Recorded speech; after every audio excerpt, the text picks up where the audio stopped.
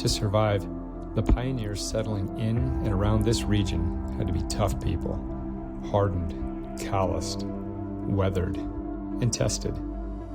Struggle, effort beyond our comprehension, and an iron will were essential to life in an unforgiving land. Acquiring even the most basic of necessities like shelter from the elements took grit and determination if you're going to make it.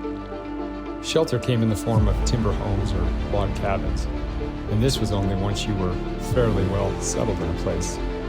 There are lots of current-day homesteaders and cabin builders that have detailed their traditional hand tool builds on YouTube. Even with many modern conveniences, it takes more than a little while to build the most basic structure.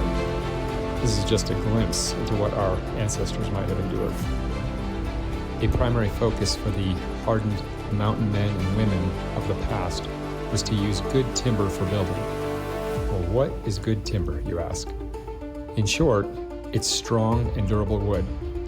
You want something that's going to last. Wood that you can depend on to keep your structure straight, solid, and intact, able to withstand the wind and the rain and the snow. This kind of timber is not available everywhere. You have to seek it out. Where do you find this durable, weather-tested timber? On the north side of the mountain. What does that mean? Typically, the best place to find good timber is from trees growing on the north side of the mountain, meaning literally just that, on the side that faces north. Why? Because usually that's where the conditions are the harshest. It's colder, more extreme, less forgiving. This environment creates the most hardy, tough, and tested timber. Have you ever heard of the North Face? It's the coldest, most unforgiving side of the mountain for climbers. If you've never been on a mountain, personally, and don't think that one side or the other can be that different with regards to the conditions, I invite you to come on out and visit Montana. Because the trees have to grow up in harsh conditions, in extremes that must be endured, it makes them strong. So it goes with people too. You can make the connections easily enough here. We may despise living on the quote-unquote north side of our own personal mountain, but it surely builds us stronger.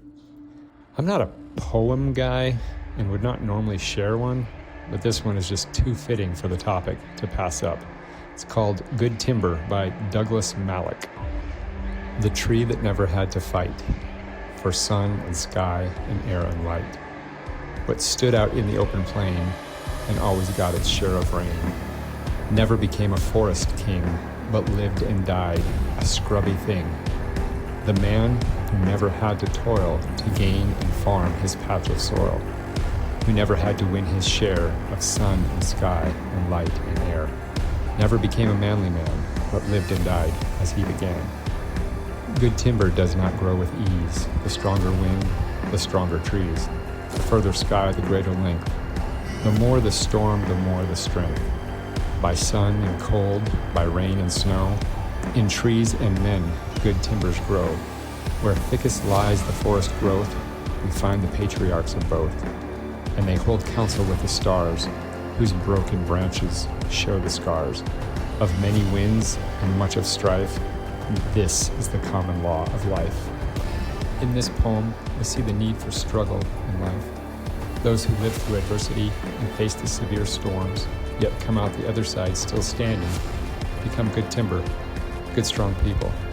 Those that don't have to face similar challenges will likely not develop the same level of internal strength, and even worse, they'll never know what they're made of. They will never see how strong they could be.